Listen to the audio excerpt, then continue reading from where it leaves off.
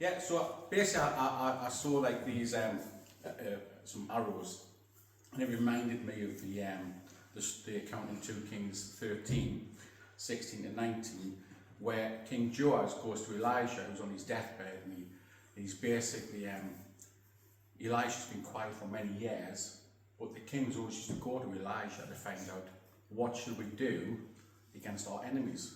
And you would notice there was times when Elijah would say, don't go that way because the kings have got a trap for you. Don't go this way, the kings have got a trap. So Joash wanted to pick Elijah's spirit to find out what he had to do before Elijah snuffed it. So Elijah basically tells him this. He says, get yourself a bow and an arrow, open the east window and shoot it out.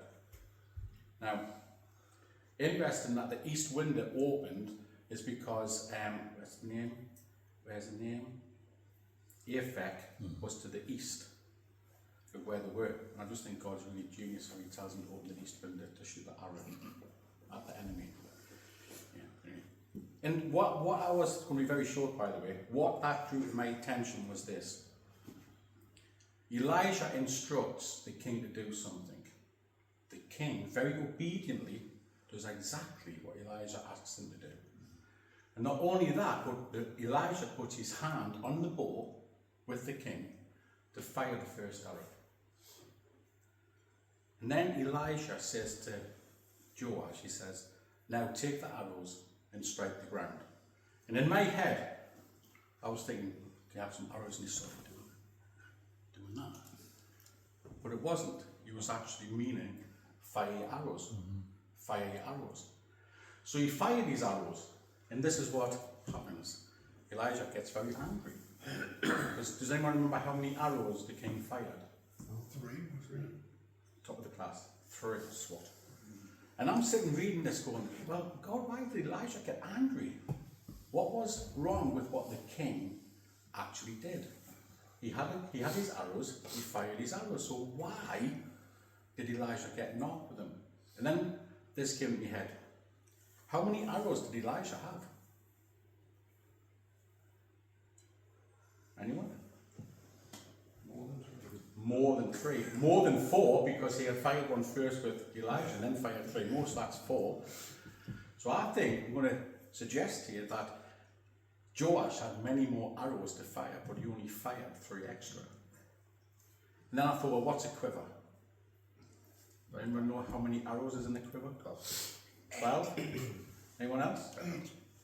8? You're right, you're right. Anyone else? So basically, a quiver ranged 8, 5, 12, 24, 36, 48, it had varying sizes. But if you actually think about what he said is you should have fired 5 or 6, we assume there could be 6 arrows in there. So what the Joash, he didn't actually do everything. He didn't partake in what God wanted him to do. So my question is this for us. Has God asked us, you and I, to do things that we've half-baked on, that we've only done so much of what he's asked us to do? Have we only fired 3 of our arrows? Or is there more in the quiver that he wants us to do? Is there something else that God has for Jack and David and John and Ian and all the rest of them too, because I don't know the names? Is there something else that God has for us to do, or to continue in, to actually fulfill something? Because what basically happened was, they did not defeat the Syrians. And if you actually look back through history, whatever nation was on that land, Canaanites, Philistines, whoever they were, they never ever finished the job. Ever. So these were always sitting in the background, always attacking Israel all the time, just keep coming up. And my question for us is there anything that we need to continue in? And after that, the link to me was this was what my head went: perseverance, persistence. What is it that God wants us to persevere in? What is it that God wants us to be persistent in? And the next thing that came to my head was Abraham with Sodom and Gomorrah. In Sodom and Gomorrah, lovely little cities, you know. And then Abraham goes to God and he says, God, if there's just 50 righteous, will you not destroy them? And God says, no, I'm going to do it in any case. No, he didn't. He says, okay, if I find 50, we'll let them go. And then you know the story, 45, 40, 30, 20, 10. Abraham was persistent before God, interceding for these nations to come through into where God wanted them to be. My question for us is this: in prayer, do we need to get a bit more persevering in our lives? Do we need to persist in our prayer a bit more? Do we need to push through a bit more in our prayer lives?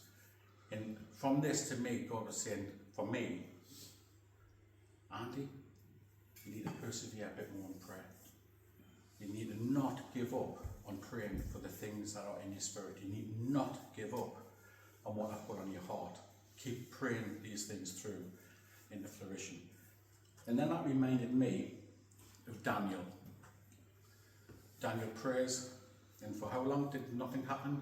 The 21 days or something like that, and then eventually the Son of Man appears and he says, we heard you cry on the first day, but this dodgy Babylonian guy caused us a few problems, and Michael came along and chopped his head off like unloaded. No, that didn't happen either. But you know what I mean? He was like, Daniel did not stop praying at all, even though the heavens felt like brass. And I just really feel God's like asking us as men to start looking up and raising our game in prayer and saying, God, we need to push into you. We need to press in and see what you want to do through us, in us, with us, and partake in these plans. And finishing, it will be quick. Don't be quick. Luke 11. We get the Lord's Prayer, don't we? And in there it says, thy kingdom come, thy will be done, on earth as it is in heaven. And we can, I believe, take the kingdom of God from heaven, bring it to earth. And I think there's times when we see healings, revivals, miracles. I just think that is that prayer when you're praying for heaven to come down. And you're saying, God, only you can do this. Only your kingdom, only your rule, only your will can actually change these people's lives. Nothing that we say or do is going to do it, but you, in your kingdom, in your purposes will. And then, 3 last things. A friend at midnight. Knock, knock, knock on the door. We're all tucked up in bed. And in that era, once they were tucked up in bed, they didn't get out of bed because the whole family had to wake up. And that's where he was saying, but my children are asleep. And he was using that analogy of, if you need something, you will push through and you will keep going and you will keep knocking until that answers for you. And the last part, the persistent widow with the judge. She did not give up at all. And I just want to ask us this, and then the middle section says, keep asking, keep seeking, and keep knocking. And I just want to encourage us. That's what we've got to get to the place of. Let's not stop at the first hurdle, let's not stop at the second hurdle, but let's just keep going and asking. Same thing with like for us for Limitless as an idea. Limitless was an idea that was out there. We had absolutely no one, nobody in the doors. After COVID, all the youth walked out the door practically, and we had no one. And then God says, start the youth ministry up. We took the step. We trained people. We broke the pool table. And, you know, but now we have 8 people turning up. And that's not enough, is it? I want to see more. And we're even on that day, yesterday, the grandfather of the 2 of the kids said, I'll come next week a bit earlier so that I can play with the kids and give them a good game of pool. So even at the end of the night, the granddad's coming in. And I think that is just absolutely awesome. Because the children are opening the door for us to make contact with things. So anyway, the encouragement to us today is keep asking, keep seeking, keep knocking. Let's persevere. Let's not just stop at 3 arrows. Let's actually empty the quiver. whether it's 12, 24, 36, 48 or however many. Gatling quiver. Gatling quiver. Because I know I did this bit of reading, it talks about the person on the chariot, they have 5 quivers on their chariots. That's a fair amount of arrows there going around with. So anyway, let's persist, let's persevere, and let's see what God's going to do with us. Yeah? Can I run some past the group with Yeah. all the vast of knowledge we've got in here? Because it's really bugging me now after that. Things always link up, don't they? Know if God's given you signs for you to do something, and you've gone, and then He's gone, right, there's a bigger sign, and I've gone, and then the bigger sign came, and I still did nothing. How would you get past that? I know for a fact He's given me something to do, and I explain why. Rachel gave me these little booklets, John 3:16 little message, and what they are for is just leave places, right? Just leave them randomly. Just go take them to work, put them in your notice board, and I went, right? Didn't. Right.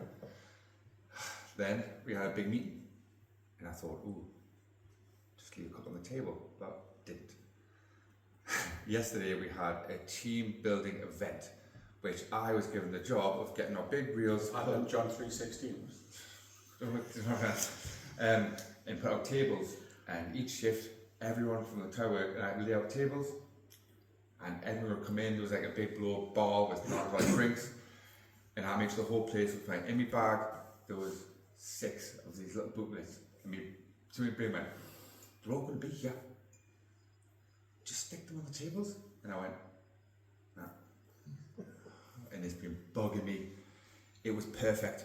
These little booklets of just a little message. There'll be people at my workplace who will be terrified of, I've got my work and I've burst open with it. My journey, everyone's pregnant, sick of me now. I don't care. And there was my time. Get these booklets and put them on these tables. All we stood there with their non-alcoholic Coronas and their cans of pop and their burger and chips, having a chat, and it was just in the middle of the table there. Someone would have just gone, wonder what that is, and I didn't. So and the question bugging is, me. How, I don't know, do I wait for another sign, or do I feel like I've missed it? It's really bugging me. anyone want to answer? How do you move on from that? I would say you can't change the past. What's gone is gone. Right. It's a case of you don't look for signs as such. I'd say it's opportunities, and you will have further opportunities, and it's a case of just taking them. Yeah, I knew. I just did the boat this morning. Even though everyone was there, and I'm in this place, I'm going, it's still back. I'm looking at me back, and I just, I don't know. I think it was. What I wanted to get out of my head was how people I thought would have perceived me, and yes, and that's weak from me. Well, I would ask the question, why you couldn't in yourself, why you think you couldn't do it. So with the opportunity was there, what stopped you from doing it? Good I know the answer, I can tell you the answer because I'm new Christian like you, I probably knew myself. And I mean, a couple of times people have asked me, it's started having a bit more work in sections near me, and they've come and some kid went to me and went, I've got a question for you. And I thought, oh, I've got him. And he went, Mary got pregnant, didn't she? And it's brilliant. He went, did she have sex with God? I went, thank you, I did that too.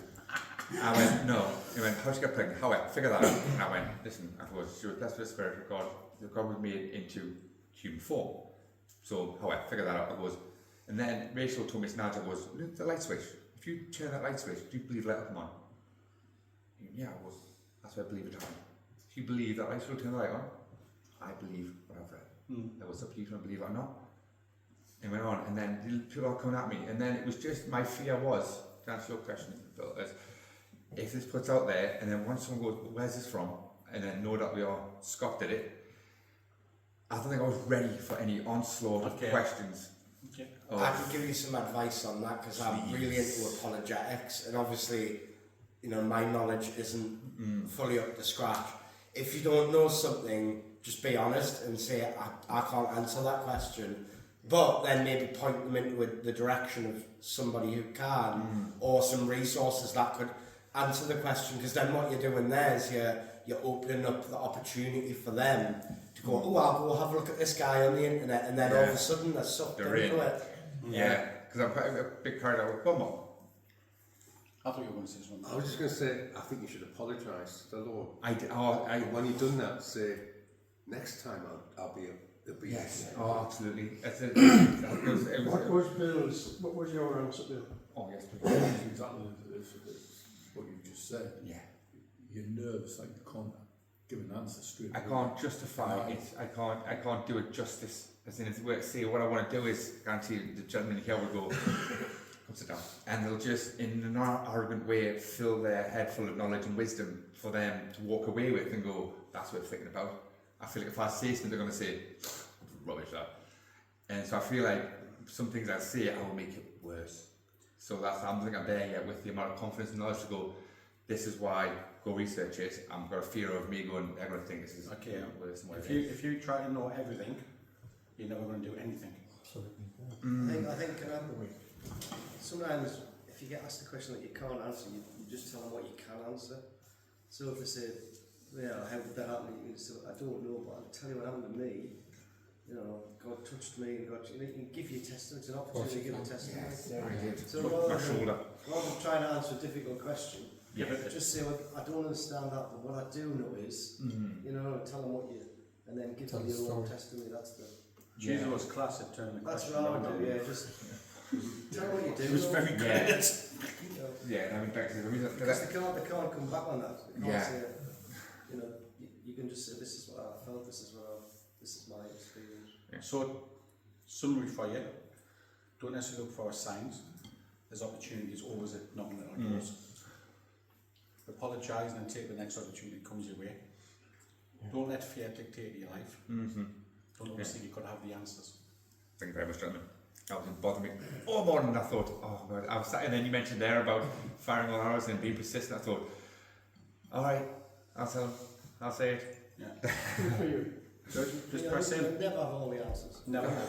People here being Christians for 40, 50 years, and you know, We still don't know the struggle answers. with some of the answers. Brilliant. Thank you, You gentlemen. never Is go. that okay? Thank you very much. We'll compare with you later. Anyway, I think it'd be great to have a time of worship now. And actually, Scott, the theme that John has brought is about grace. Please. But I'm going to let him talk about that.